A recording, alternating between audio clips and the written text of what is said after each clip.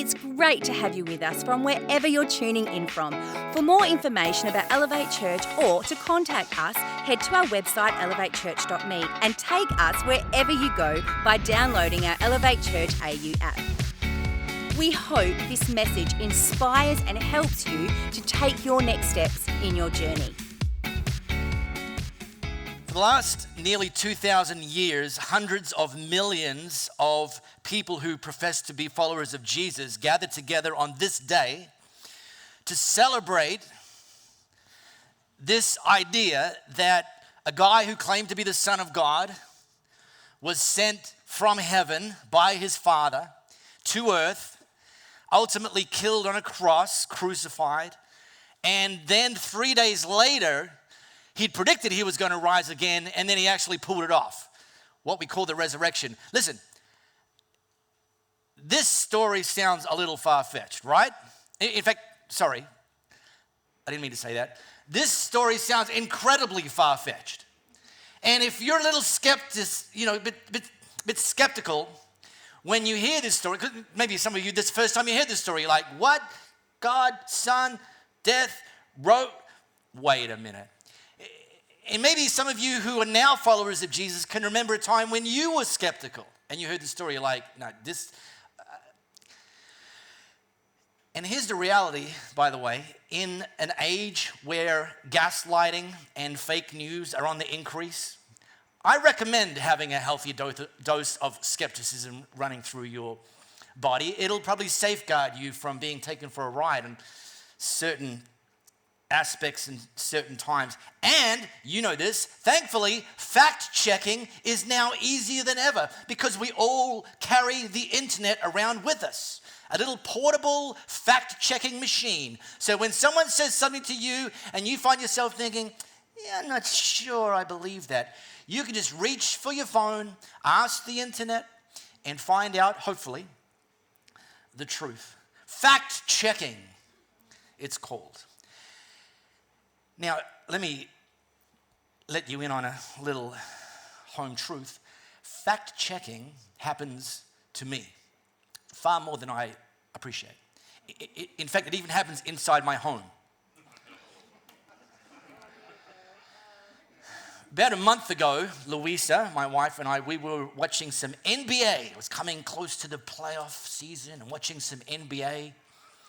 And Louisa says to me, is NBA very popular? And I said, yeah, actually it is incredibly popular. In fact, of the major US sporting codes, it's the most popular. And not just within the US, but also globally. Far more fans and eyeballs and so on and so forth.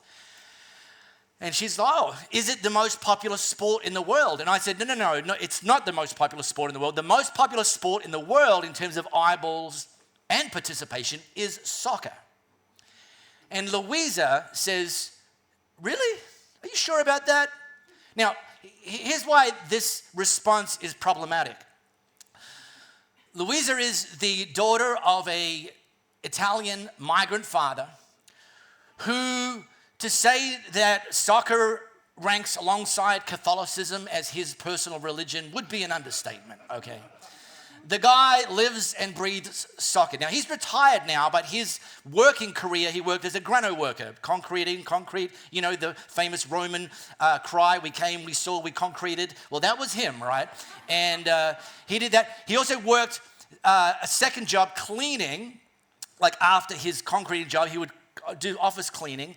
When the World Cup came around every 4 years, he would spend 30 days sleep deprived. Pour concrete by day, clean in the evening, and then stay up all night and watch every single match, including countries that we haven't even heard of playing.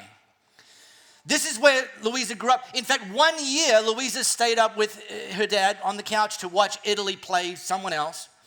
And at one point in the game, the opposing team scored a goal against Italy, and Louisa watched as her father actually passed out and fell off the couch onto the floor unconscious, okay?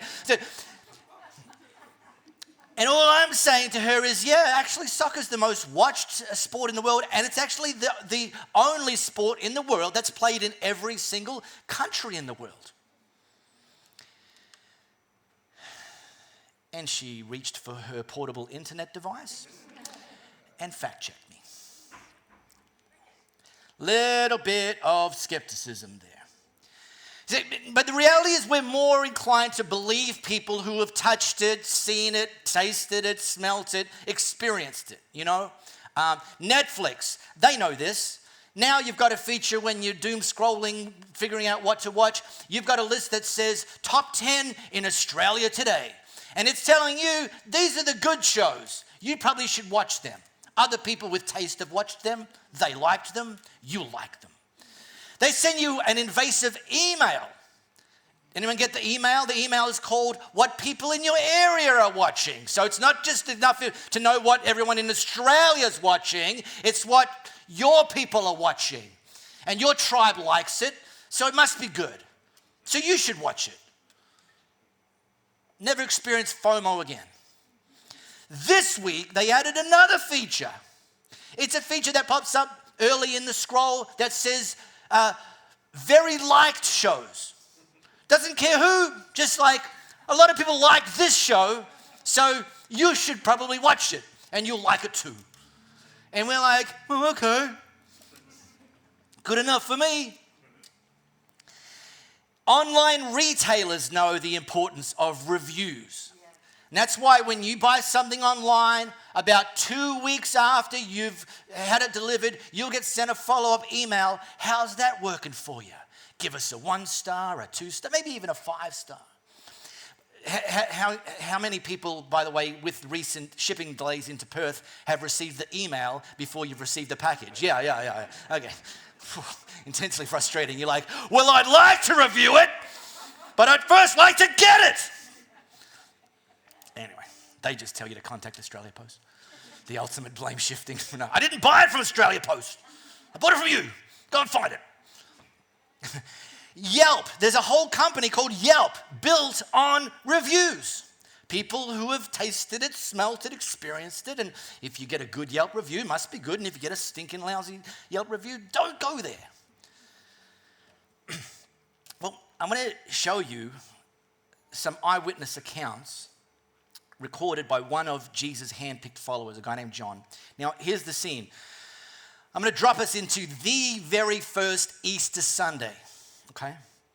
On that morning, Mary, the mother of Jesus, another Mary from a town called Magdala, and we kind of call her Mary Magdalene, and a couple of other women, they actually went at dawn to the tomb that Jesus' dead body had been placed in. And the reason they were going there was to finish the Jewish customary burial practices. So they had the various oils and balms and herbs and so on and so forth going there to the tomb. They arrived at the tomb, like the eyewitness Roman soldier just said, the tombstone had been rolled away and they found the tomb empty. They were the first people to see the tomb empty, and the very first person they saw at this point standing outside the tomb was Jesus, very much alive. They mistook him for the gardener at first glance, because the point is, they weren't going expecting to see him alive. Are you the gardener? No, I'm Jesus. Oh yeah, I thought you looked familiar. Mind blowing, okay? So they run back to where the Jesus followers had been sort of hiding out because they thought they might be next at the hands of the Romans. And John writes this. Later on that day, the disciples had gathered together, but fearful of the Jews, had locked all the doors in the house. Jesus entered, stood among them, and said, "Peace to you." Then he showed them his hands and side. And the disciples, which, just a spoiler, this is one of the most understated answers in the whole Bible. The disciples, seeing the master with their own eyes, were awestruck. I'm thinking about it. John's like, what's a word which means very impressed? Awestruck. Well, Jesus repeated his greeting, "Peace to you. Just as the Father sent me, I send you." But Thomas, sometimes called the twin, one of the 12 that Jesus had handpicked, was not with them when Jesus came. Eventually and ultimately, the other disciples told him, "We saw the master. So what we're reading here is an eyewitness account of John giving an account of the eyewitnesses and their response, okay? With one exception, Thomas. For some reason, Thomas was MIA, and we don't know why. I think a clue might be the fact that Thomas, whilst the others were fearful, I wonder if Thomas was just so incredibly disappointed that he couldn't bring himself to hang out with them. Or potentially, maybe he's one of those pragmatic, proactive types, and he just moved on. And you think, well, come on, Thomas, it's only been 3 days. But the point is that these early followers, they'd left everything. They'd given up everything. They'd left their families, they'd left their businesses, they'd left their hometowns and villages and gone all in to follow Jesus. And Jesus had been promising them through the 3.5 years they were following him, had been promising them that he was going to be king, that he was going to rise from the dead. And yet here was Thomas and the others, no proof of life. So I can kind of throw Thomas a bit of a bone here as to why he wasn't hanging out with the others, hoping something, things are maybe about to turn around. I wonder if you've ever in your life found yourself in that, I'll call it a Saturday situation where something bad happened to you. You lost the job, and now you're wondering if you can keep the home and make the mortgage payments. You'd put your life savings into that business venture, and now the business has failed and your life savings have been evaporated. Maybe the ink has just dried on the divorce papers, and you're thinking, what's next? Hope leaks real quick. Now, I don't know if Thomas ultimately came back to them. I suspect it's more likely that they went and found Thomas, but they couldn't seemingly wait to see him, because on that very day that they'd seen Jesus, the very next thing they made a point to do was to find Thomas and reassure Thomas, hope is alive because Jesus is alive. We've seen him with our own eyes. Now, here's Thomas MIA. The lads have found him. They're not, on that day, they're not telling him some fairy tale, once upon a time, Jesus. We just saw him. He crashed our party. And look, I'm reading that account and I'm thinking to myself, surely Thomas's next utterance is, wow, you have got to be kidding me. You saw him? That's incredible. Take me to him. Right? No, wrong. But Thomas said, yeah, this is the skeptic. Unless I see the nail holes in his hand, put my finger in the nail holes, ill, gross, and stick my hand in his side, grosser, I won't believe it. Now, this is what we call in the English language being hyperbolic. This is Thomas essentially saying, when pigs fly, boys. He didn't think he was ever going to be in a position where he'd have to actually do this, the finger putting and the hand putting. He was just basically saying, it's never going to happen, so I'm going to say the most outrageous thing I can think of in response to this obviously untrue news that you've just shared with me. And it's for this very moment and from this day forward, for nearly 2,000 years, that we threw Thomas under the bus and we call him Doubting Thomas. Your mum's probably said it to you. Don't be such a doubting Thomas. Poor old Tommy. And here's the thing. If I were God, I would have sent Jesus now, not 2,000 years ago. Because if Jesus came back from the dead now, I'd just get my phone out and I'd take a picture and I'd send this to Thomas. I go, look who just showed up. And he'd be the, it's a deep fake. It's a deep fake. Well, let's take a group photo. No, you could have just photoshopped him in there. All right, Thomas, let's FaceTime him. Jesus, come here. Hey, Thomas, what's up? Right? And then we could have recorded videos and they could have been put on YouTube and then quite a few million views, quite a few likes, show up in your scroll. But no, we don't have that. We only have the written accounts of eyewitnesses.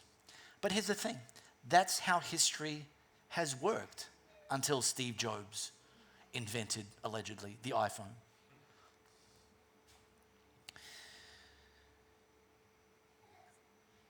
A year ago, we were on the market for a new vacuum.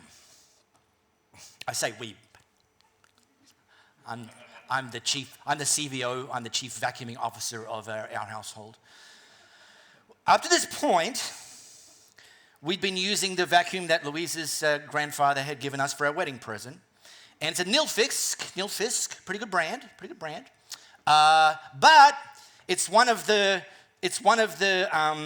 vacuums, I don't know what they call it, but like you've got the vacuum attachment and then the hose and then the thing with the wheels and then the lead. And it follows you around like an untrained puppy, hitting into the walls and scratching your skirting boards. And then if you want to change rooms, you got to unplug it. You got to go and hope the actual lead coils up. And then you've got to change the bag, but you don't know when you have to change the bag. There's no indicator saying it's full, so you just have to every now and then check the bag. Then you've got to change. Oh, I forgot to order new bags. And then you have to go to the store and get a new bag. Who sells Nilfisk bags anymore? I'm thinking to myself, surely a lot has changed in the world of vacuuming technology in over 20 years. And then I remembered stick vacuum. Cordless, bagless, stick vacuum. And then I remembered Dyson. I've heard of them. So I go on to my internet machine and I start researching Dyson stick vacuums. I don't go onto the Dyson website. I go onto the product review website because I don't want to read the rubbish that Sir James Dyson is feeding me. I want to know what it's doing for the people that are pushing it around their living room. Well, let me let you, they were pretty impressed. So I thought to myself, all right, a new Dyson stick vacuum is going to run you about $1,200. I'm thinking, I haven't even bought a vacuum in 25 years. $1,200. I want to physically get my hands on this thing before I'm parting with that amount of money. Discovered that there is now a Dyson demonstration center in Perth, like the Apple store for Dysons. I'm like, great. So I get on my little Vespa, hoof it over to Osborne Park. Obviously, that's where it's at. And I go in, and it's there I met Phyllis. Now, I'm not going to make any generalizations here, but with that name, you know she wasn't in her 20s. Phyllis, oh my gosh, Phyllis. Phyllis got the vacuum out. She put it on the table that they have there. She lined up all the attachments. And then she starts talking me through them. My eyes glazed over after about attachment number 4, but that didn't seem to put Phyllis off. She kept powering on. Then she starts telling me about the cleaning schedule. I'm like, well, that's a bit presumptuous, Phyllis. You presume I'm going to buy this thing. Then on the floor, they've got like different flooring laid out. So she starts chucking Fruit Loops down on one floor. She starts shaking sand onto the carpeted section. And then she gets the different attachment, and boom, I've never seen cleaner floors. I'm telling you, I didn't write a product review. I bought that thing. I was going to buy 2. I was going to buy one for everyone I know. I didn't write a product review because it seemed like I wrote Sir James Dyson an email saying, I've just found the next CEO of Dyson. Her name's Phyllis, and you can find her in the Aussie Park store, mate. Unbelievable. I literally, after the Fruit Loops went on the floor, I said, listen, Phyllis, I've seen enough. You can stop now. I'm going. I'm taking it. Don't even put it back in the box. I'm putting that thing to work the second I walk through my door. On the Vespa, under the arm. Probably shouldn't go on the freeway at this point. Anyway. Phyllis, I love you, but I've seen enough. Well, 8 days later, after the lads had found Thomas and told him what they'd seen, his disciples were again in the room. However, this time Thomas was with them. Jesus again came through the locked doors and stood among them and said, peace to you. And then he focused his attention on Thomas. And Thomas did this. Take your finger and examine my hands. Take your hand and stick it in my side. Don't be unbelieving, believe. And Thomas said, my master, my God, I've seen enough. And Jesus said, yeah, you believe because you've seen with your own eyes. And then he includes us in his next statement. Even better blessings are in store for those who believe without seeing. Now, let me just land this. I got to get home to vacuum. All this Dyson talk's got me worked up. I'm inspired. I'm motivated. Let me just as we finish, or I finish up, let me just double click on a few things from this. Number one, Jesus didn't call Thomas doubting Thomas. Jesus didn't teach him. I mean, peace to you. Then he focused his attention on Thomas, and the Jaws theme music started in Thomas's mind. Nun, nun, nun, nun, nun. And the thing about this is Jesus doesn't see you and label you and identify you based on your worst moment. He is coming to get you.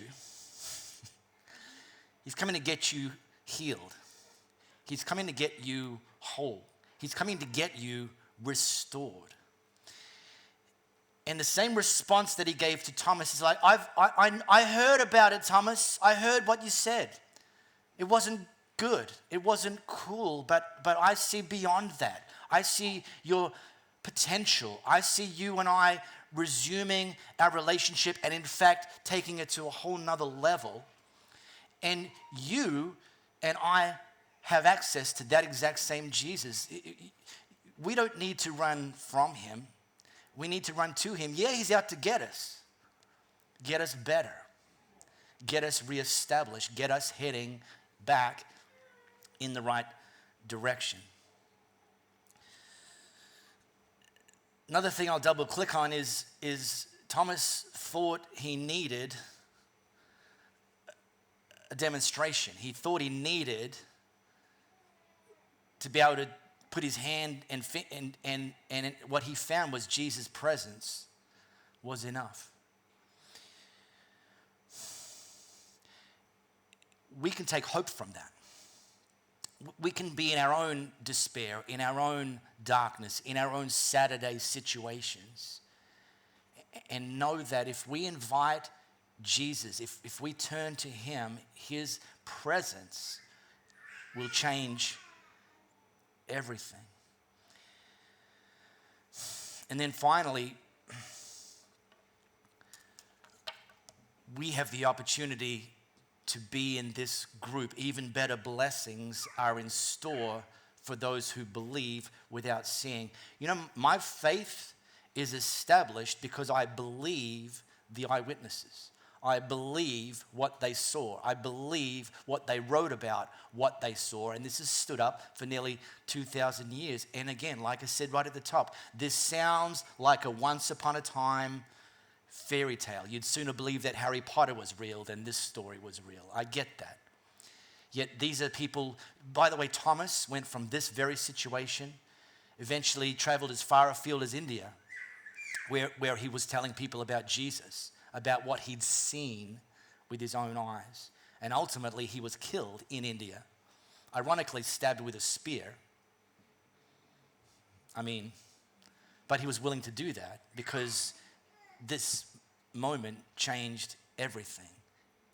He'd said to Jesus, I've seen enough, and now my life mission is to ensure I get this message out there, to the point where he did it to his dying breath.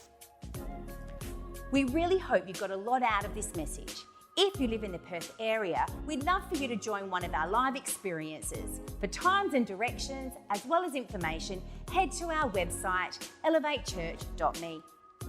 For those of you beyond the Perth area, we'd love for you to connect with our online experience, which premieres every Sunday via YouTube and Facebook Live, and on demand immediately after. And to partner with us to reach more people by giving financially, head to our website, elevatechurch.me, and also download our Elevate Church AU app.